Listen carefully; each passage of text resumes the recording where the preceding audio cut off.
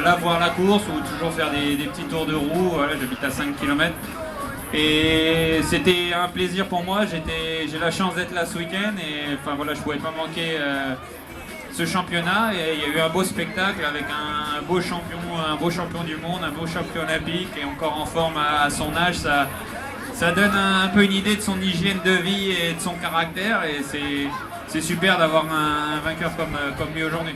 C'est ce qu'on disait avec Stéphane Gallifrey, c'est sûr que nous avec les andouillets de frites à côté on est des rigolos. Là, pour faire simple aussi, quand on voit la bonne santé du club du Cercle Gambetta Orléans-Loiret, une équipe division nationale dames, une équipe division nationale 3 hommes, l'école de vélo, l'école des cadets qui est à plein, les juniors qui suivent. Pour l'Orléanais de cœur que tu es, j'imagine que ça te fait plaisir, voilà, bonne santé du club. Non, c'est un plaisir de voir que le vélo séduit toujours autant. C'est un sport, c'est un peu l'école de la vie, le vélo. On apprend dans l'échec, on fait que perdre et on se relève toujours, on fait toujours du vélo. Enfin, c'est un sport qui est beau et plein de valeurs. Et juste voir le club qui évolue de la plus petite catégorie possible. Je sais pas, les enfants ils arrivent à 3-4 ans jusqu'à presque le niveau élite.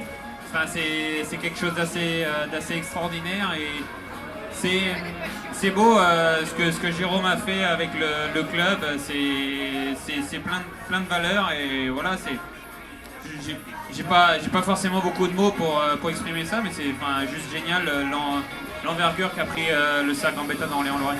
Ouais, tu l'as très bien dit, et nous on se rappelle, j'en parlais tout à l'heure au micro, tu n'étais pas là, on se souvient pour certains, lorsque les juniors à Saint-Boer qui avaient remporté le titre chez les juniors avec le maillot de Gambetta en solitaire, forcément ça marque aussi, tu vois, on garde nous aussi en mémoire. Ton actualité, tu parlais de valeur, nous on garde du souvenir du Tour de France où tu as été un battant. Ton actualité sur la saison 2017, là comment ça se prépare?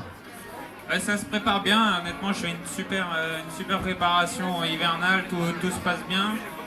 Je pars samedi en stage jusqu'aux fêtes et après la saison elle sera bien lancée.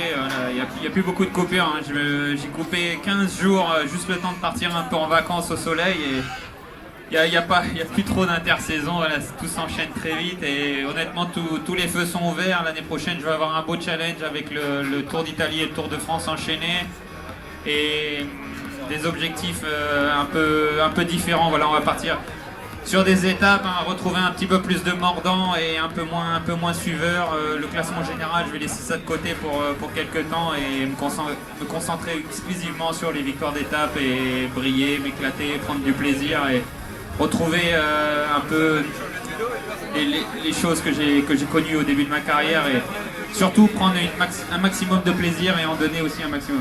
En tout cas, tu le donnes à chaque fois pour les supporters que nous sommes en région Centre-Val-de-Loire. Je pense qu'on peut l'applaudir très fort. Un grand champion, Pierre Rolland, mesdames, messieurs, à domicile aujourd'hui à l'île Charlemagne.